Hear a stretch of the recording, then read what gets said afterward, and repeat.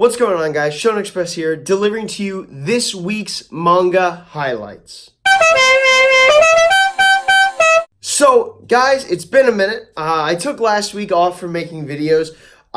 School's been, a lot, and so I just kind of backed off for a minute, but I'm back now, and I have a new plan. So, what you should expect from me going forward. I'm no longer going to do my weekly manga rankings. There's a lot of manga that I read every week, and so what I've decided to put in its place is this, which is a weekly manga highlights. Every week, I'm going to pick 5 different chapters that I read that week that I thought were really interesting or I really enjoyed for one reason or another, and I'm going to break them down a little bit more than I would have time to in my weekly rankings. So that's what this video is today. That's kind of going to be the plan from now on. I would expect that sometime in the middle of the week every week. But for today, you're getting it here on Wednesday. Let's get right into it.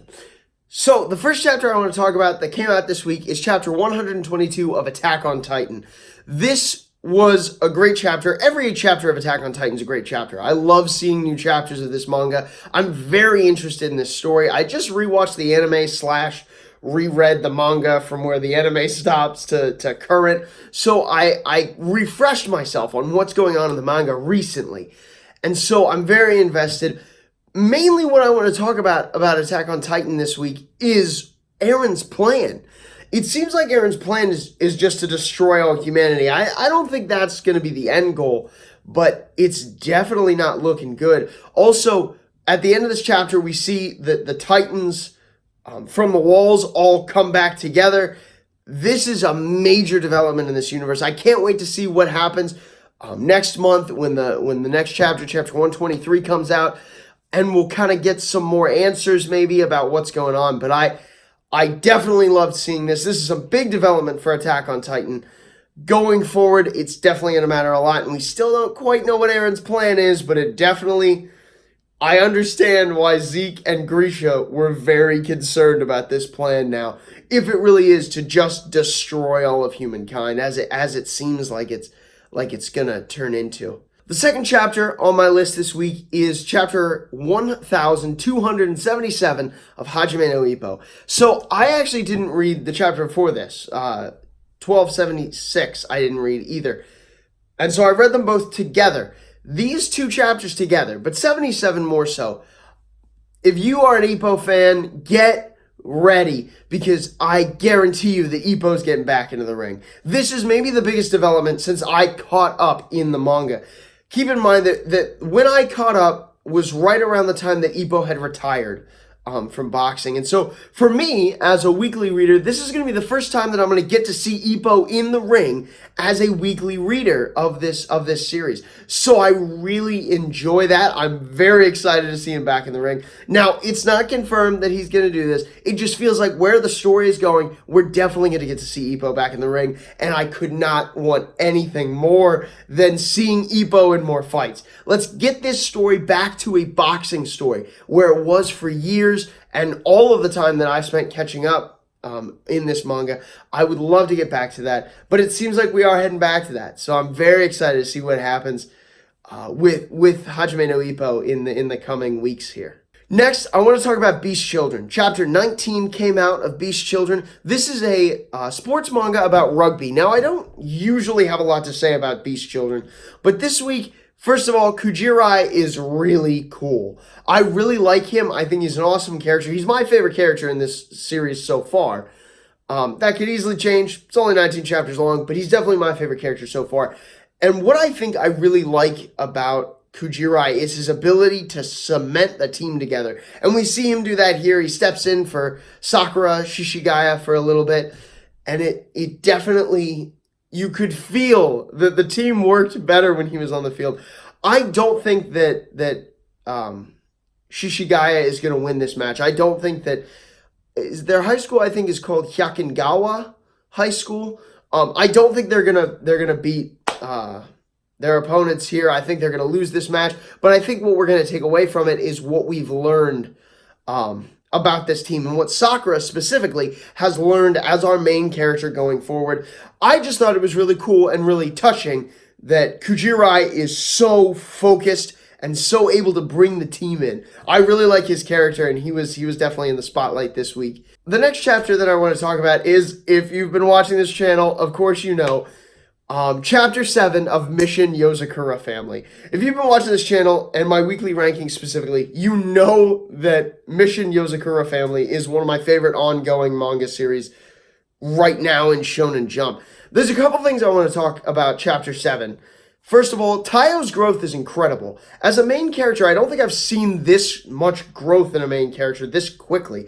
It is only Chapter 7 of this manga, and Taiyo is almost at the same level of those around him. Now, what I think this is going to do is I think this is going to help us steer away from that slice of life genre. I actually don't think that this is going to try and go for that, because Taiyo is so strong, and so far the battles have been a main part of this manga. So I think that getting Taiyo up to a base level of strength is going to help further the story away from a slice of life kind of feel and more towards a battle shonen kind of feel, which is good. I want it to be a battle shonen. I'm a fan more of battle shonen, as y'all know. If you've watched my videos for long enough, you'll know that I'm a battle shonen kind of guy, and so I want to kind of transfer that over there to the battle shonen arena. I definitely think this chapter had a lot to do with it, and holy cow, Taiyo's getting really good. I think that in the future, Taiyo will just get even better. I think that Taiyo is going to, at the end of the story, be the strongest spy that exists. And so I think that this is a good stepping stone. We're getting there, but I think we're going to plateau here in the near future, and we're going to spend a couple chapters, a couple even arcs, at the same level of strength. And I think that's going to be good for the story. I really have high hopes for this manga. And as you know, as I've said, it's maybe one of my favorite manga running in Shonen Jump right now. So I definitely wanted to bring it up this week, as I probably will want to bring it up every week. But I really like Chapter 7. It was cool, all the things that happened. And I love when the whole Yozakura family gets to fight. That's really cool too. The last chapter I want to talk about this week is Chapter 21 of Samurai 8, The Tale of Hachimaru. Samurai 8 is very interesting, but there is one thing specifically that I want to talk about, and that is the main character, Hachimaru himself. He is a very different main character than I've seen in a lot of other things. He is not, so like, I've seen a lot of the boastful shonen main protagonist, right? Luffy, Naruto, you know, even Ichigo to a certain extent. I think Ichigo is more nuanced than maybe Luffy and Naruto are.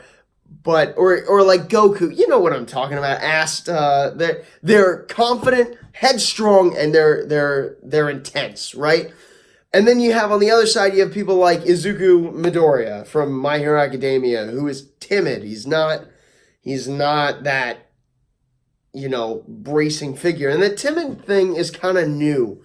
It's kind of newer in shonen to have a timid main protagonist, but he's one of them. I would even say that Hitman Reborn's Tsuno is kind of that more timid character. He starts out more timid like that. But Samurai 8 Hachimaru is such a weird mixture of those two things. So he, I think, inside is more timid.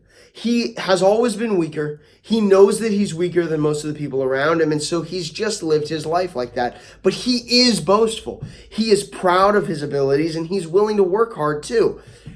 So that makes his dynamic in the story very interesting.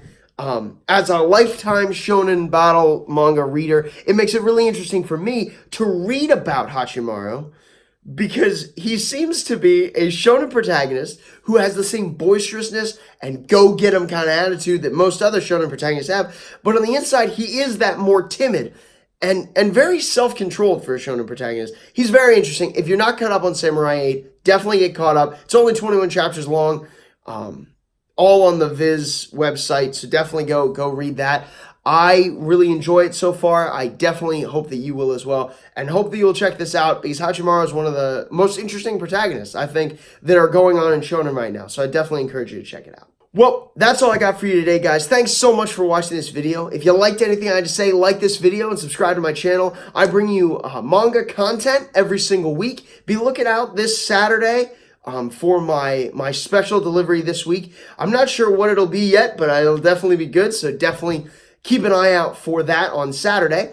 But that's all I have for you this week. If you like this style of video, leave it down in the comment section. And if you have anything to say about any of the shows that I talked about or any of the manga that you read and I read and you want to discuss them, please leave it down in the comment section. I'd love to talk to you about it. So thanks so much for watching. And this is Shonen Express signing off.